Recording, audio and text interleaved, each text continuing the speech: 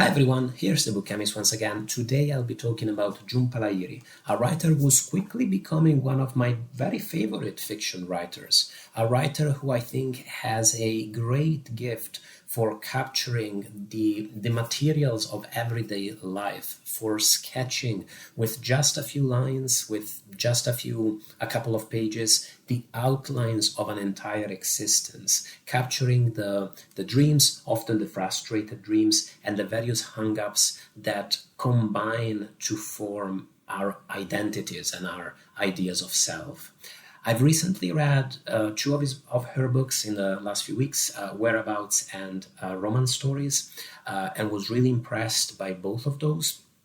They capture within just a few pages human lives in the way I just described. But today I'll actually be talking about The Namesake, a book that I read earlier in the year and somehow didn't get around to reviewing, and that does a bit of the same. It's another book that captures an entire existence, the existence of a family, in terms that are at once simple and really feel epic and insightful and meaningful, but does so in a way that has a much broader scope. It feels like much more of an expansive novel compared to Whereabouts, definitely compared to the romance stories, which are instead very contained and almost minimal in some ways. Very much like The Lowlands, which I read a couple years back and really loved, The Namesake is a family saga which features actually on a relatively small nucleus of a couple of characters, on a relatively small family, especially in particular on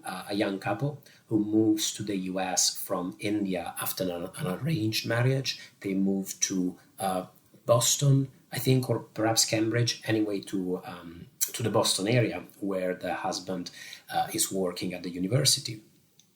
And later raise a family there, and especially in its second half, the focus then shifts to their son, Gogol. Namesake is a book that talks beautifully about the difficulties and the challenges of picking up your life and starting a new existence afresh in a completely different country, in a foreign land where everything is new.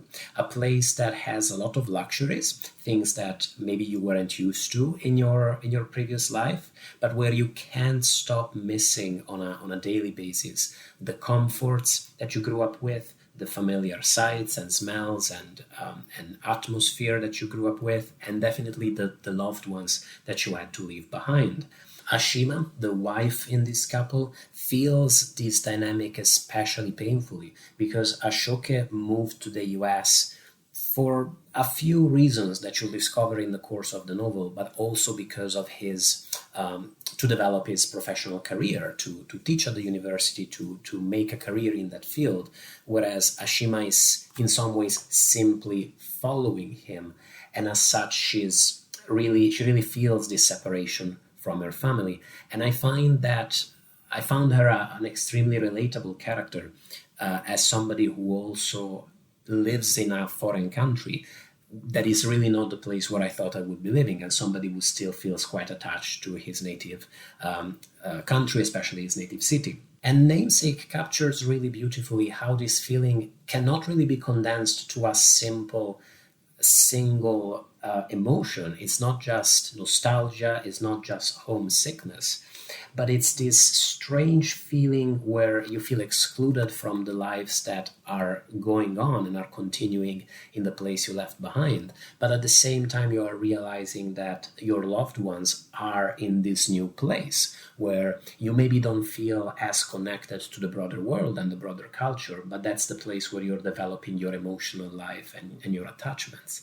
It's a weird state of being, and Namesake captures it beautifully. I would say that romance stories, a lot of those characters and those protagonists also explore that feeling of being call it an expat, call it a migrant, call it what you will, very beautifully. The couple's son, as I said, is called Gogol, and that's because Gogol is Ashoke, his father's favorite writer, and a writer that plays quite a significant role in Ashoke's life. Again, I won't talk about the reasons why, the specifics of the plot, just because I feel that it's quite beautiful to explore it. I'll leave it to you to explore it in the course of the novel, which can really be quite unexpectedly twisted in its plot and really quite shocking for a book that is otherwise concerned very much with the material of everyday life.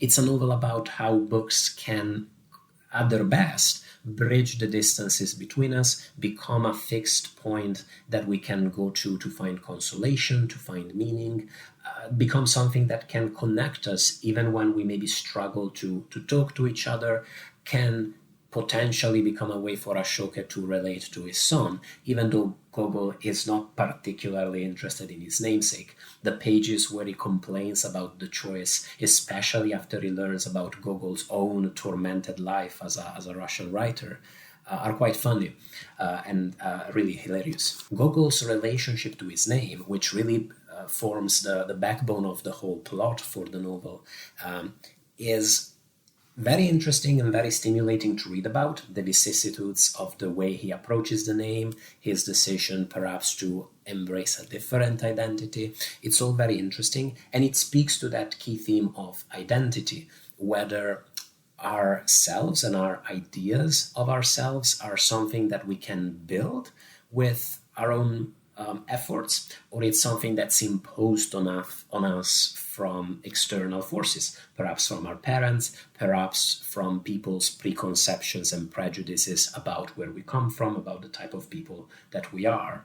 That's quite a significant topic, especially for a novel which is still ultimately about somebody, Gogol, who also lives a bit of a split existence, but quite a different one. Somebody who is very much American. He's an American kid. He was born in the US, but who still spends a lot of time in India, in his parents' native country, and is still seen as foreign by a lot of the people, even well-meaning people that he encounters in the course of the book. Namesake, while it can be really funny at times, is also quite a wistful novel, very much like The Lowlands. It's like, at times it feels like really a tragic and really sad novel in the way most lives, many lives, can look tragic when you look at them from far enough away, when you look at them at a glance. But at the same time, it's not morbid. It doesn't indulge in the sadness of it all. If anything, it focuses more on the small consolations that we can find both in everyday life and in the at once humdrum but really significant moments of connection with our loved ones, in an eventful day trip to the beach, maybe, that you took with your parents when you were very small, and these types of simple pleasures. I really loved it. It's really my type of book. It takes the material of everyday life and fashions it into a narrative that really feels quite epic in scope.